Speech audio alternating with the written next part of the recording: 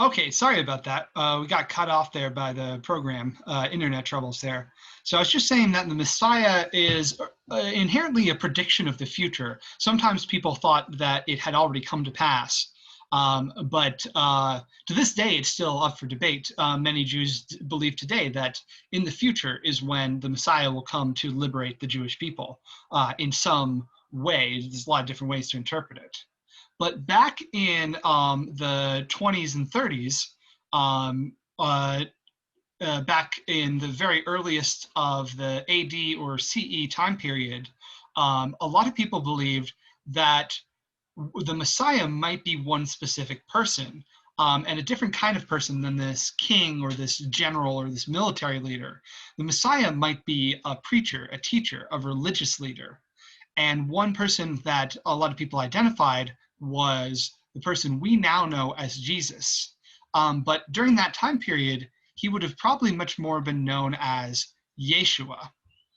So this is an image from the BBC. BBC did a study based on the ethnicities of the Jewish Holy Land at the time. What might Jesus have looked like? And this is sort of based on a common sort of look for a person of that time period: small, dark-haired, curly-haired, somewhat dark-skinned. That's what a Jew of that time period would have looked like. And so this is probably a pretty good image of what Jesus might have looked like.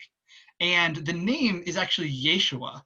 Yeshua is the same as Joshua originally, but when Greeks started talking about Jesus, they decided that he was more important than Joshua. They wanted to talk about him before they talked about anybody else. So the names got a little bit confused, and especially they didn't want to give Jesus a feminine ending to his name. So he became Jesus, or Jesus in Latin.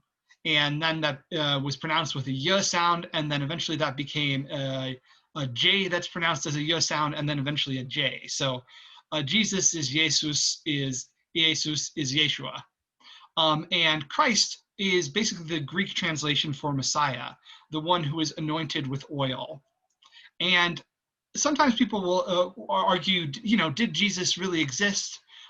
Historians are generally in agreement that he did exist. What's up for debate is what exactly did he teach and who exactly was he as a person?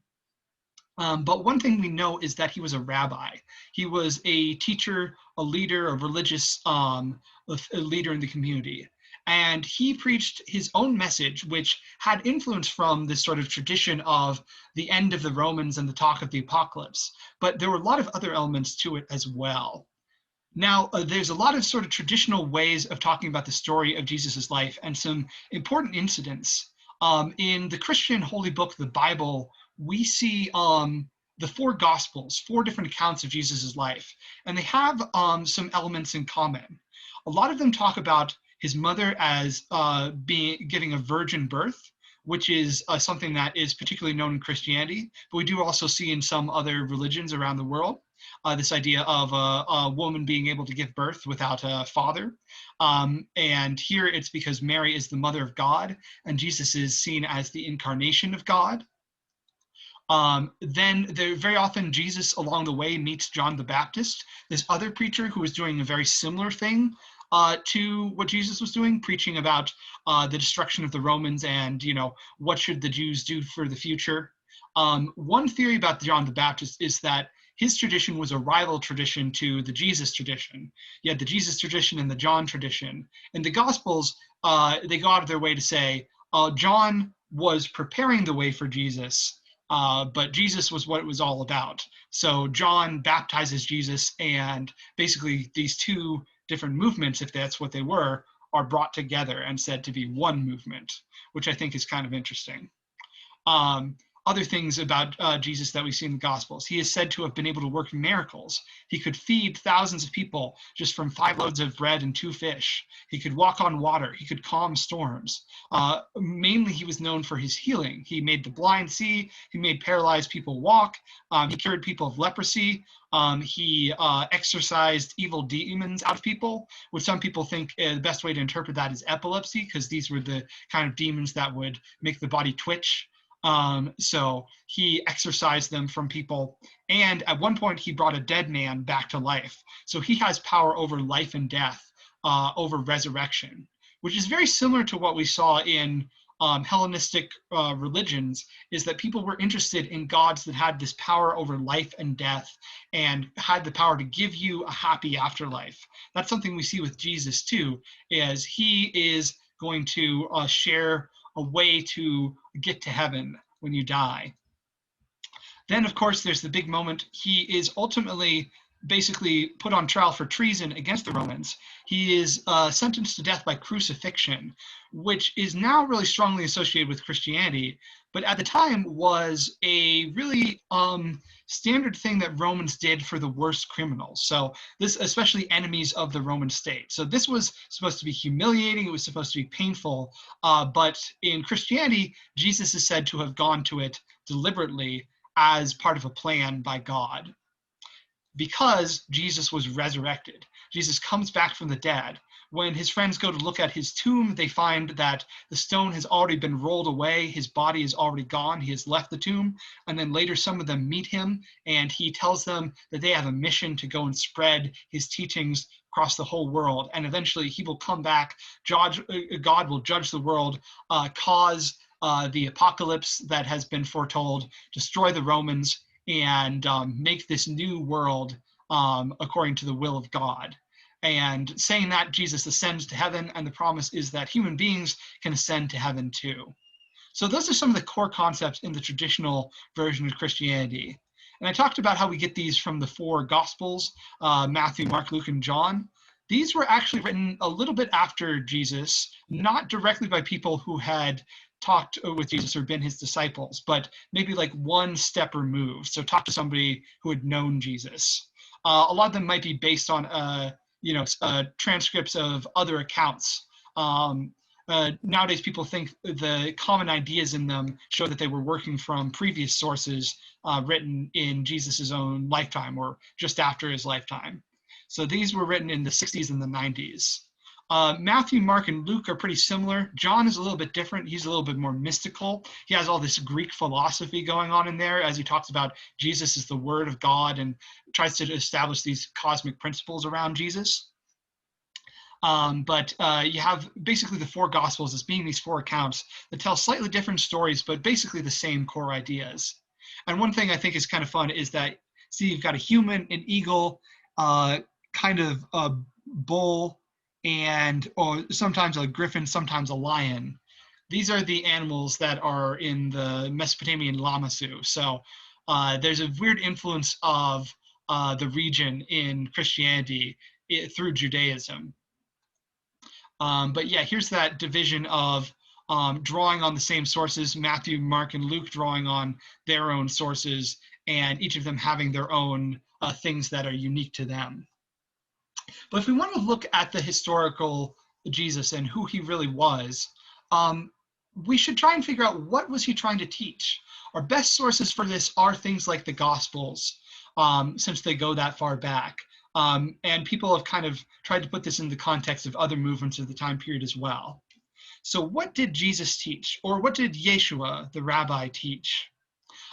Big thing is this idea of apocalypse, the destruction of Rome, and making a new world, and God liberating Jerusalem from its oppressors. But there's other elements as well.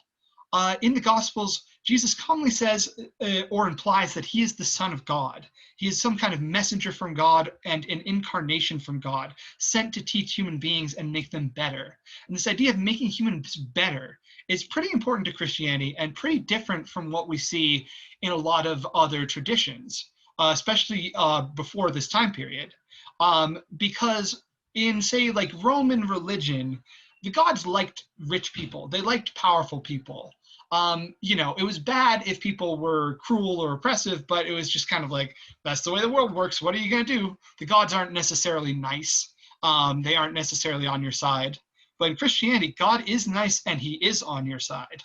And he wants you to be a good person. Goodness and compassion are incredibly important to God and will be rewarded. And Jesus tells this story or this parable about when he is in heaven God will separate the people from one another as a shepherd separates the sheep from his goats. And he will say to some of them, you are blessed by my Father. Take your inheritance, the kingdom prepared for you since the creation of the world. Why? For I was hungry and you gave me something to eat. I was thirsty and you gave me something to drink. I was a stranger and you invited me in. I needed clothes and you clothed me. I was sick and you looked after me. I was in prison and you came to visit me. On the other hand, the other group of people um, will say that they did not do those things. And he will say that you have failed me and they will be punished and you will depart into, quote, the eternal fire. And what he's saying is, whatever you did for one of the least of my brothers and sisters, you did for me. So whatever you do for people in the world who are suffering, that's what you do to Jesus, to God, basically. This is a pretty big deal as a concept, because it really encourages this idea of taking care of other people. Now, there's a lot of different ways that Christianity has been interpreted, but if you go back to the core of it, it seems like this comes out of a desire to, stop suffering and seeing a world where the Jewish people are being oppressed. Jesus's message that he preaches is to take care of one another, and especially, interestingly, for people in a position of power to take care of the people who have less power.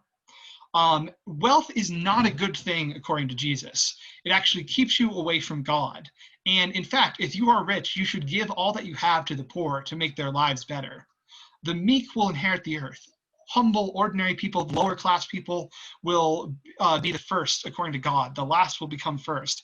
God doesn't respect the rich. He respects people who are suffering and downtrodden. And those who do evil and those who are in a position of power but exploit other people, they will be sent to a place that in the original Greek is called Gehenna, which is the name of a place where people were punished.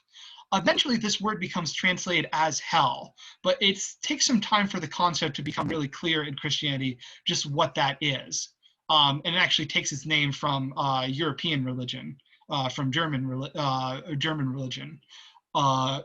And so it originally comes out as this idea of somehow or other people are going to go to a place where they are punished. But yeah, you should give all you have to the poor, and that's the way that you're going to go to God's paradise, which becomes known as heaven. And so this idea that we take care of people and that the rich aren't the most important is very different from the Romans, where you would try and use your wealth to make yourself glorious, to show off how much wealth you had. And the gods would think that was cool and impressive, and people would think that was cool and impressive. Jesus says just the opposite. He also talks about how the spirit of Jewish law is much more important than the letter of Jewish law. Sincere religion and sincere belief in God is much more important than just going through the motions. And other concepts that appear in the Gospels, one of them is that the temple will be destroyed. But actually, God is okay with that because the world is changing. God is changing the world. And Jewish religion is going to become something different because the temple is no longer needed. That's what the Gospels say anyway. Another way to interpret this is these writers from a later time period looking back and explaining why Jesus was okay with the destruction of the temple. But in many parts of Christianity, it is taken on faith that a part of God's plan is the end of Judaism and the start of something new. As we'll see, that isn't necessarily clear yet in this time period. We don't know if that's something that Jesus believed. It's definitely something that later followers would believe coming further on from him. So when we look at all this, what is the appeal of these ideas that Jesus had? Well, maybe you're thinking of some of them already. The great mass of people throughout history, 90% of everybody has been the lower classes in most time periods of history. So the great numbers of the poor are the majority in the world. But very frequently they're controlled or manipulated by a powerful elite. So up until this point, religion had more favored the elite. Now we see a religion that really has respect for the poor. The poor are the most honored by God. And in early Christianity, there are new opportunities for women. Women are much more honored by God. You've got Mother Mary who gave birth to Jesus. And a lot of women actually see Christianity as a way that they can escape the sort of social pressures of having to get married and have children. They do this by declaring themselves virginal, like Virgin Mary. They are going to be chaste and not have sex, and that is going to be a way that they can, for a lot of people, it seems to have been a way that they could escape the pressure to be married and to be mothers. So that's pretty different from how we think of things. But it seems to have been one of the appeals of Christianity. So Christianity was very popular with women, and Christianity emphasizes helping the poor. It's because of Christianity that a lot of the first hospitals appear. Also, Islam as well has some of the first hospitals. But this is in part because rich people can donate their wealth to make hospitals. They can donate their wealth to the church, so the church gets more money. God is nice. He wants you to be happy. Compare Zeus, who is, sort of harsh or just does what he wants and he might screw you over. God is actually a nice guy. Everything is worked out. There's a divine plan. God has redeemed people somehow. That's a concept that's kind of coming out of this set of ideas. It's not super clear, but God has redeemed us of our sins. The wicked will be punished, the good will be rewarded, and reject sort of having stuff for having the true religion and going to heaven. And there's an influence here from Platonism a little bit. We don't need to get into all that, but the sort of goodness of God is now seen as this force that, like Plato's forms, is outside of time and space and creating the universe. And so ideas from Greek philosophy and Greek religion are coming forward and becoming part of this tradition. So it's building on everything that's come before it, and it's actually going to get really, really popular with Greeks and Romans. Let's see, how much time do we have here? I'm trying to think of how to divide up the video here. Okay, we'll talk about a couple more things before we end the video. So Jesus dies, according to Christianity, is resurrected, but his movement in his lifetime ends. But fortunately for Christians, that movement continues and it begins to change over time.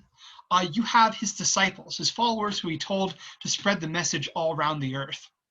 One of them is St. Peter. St. Peter is an interesting figure because he actually failed Jesus at one point. He denied him when Jesus was on trial. He said, I don't know the guy. But when Jesus came back, he gave him the opportunity for forgiveness. He asked Peter, do you love me? And Peter said, yes. So he gave him the opportunity to get back in his good books, which is kind of a metaphor for Jesus's relationship to people. St. Peter becomes the founder of basically the organized Christian religion. Jesus says, on this rock I will build my church. And Peter in Greek is Petros, which just means rock. So Jesus is making a bit of a pun there. Peter is the foundation of the church and the first of the bishops, the leaders of Christianity who are going to be important. St. Peter is also depicted as being the one who watches the gate to heaven, has the book that has the names of the people who can go to heaven, and has the keys to the kingdom so he can open the gate and let you in. That's how he's traditionally depicted in iconography. And he seems to have been a real historical figure who went to Rome, specifically the city of Rome, and that's going to become important, to set up a church there.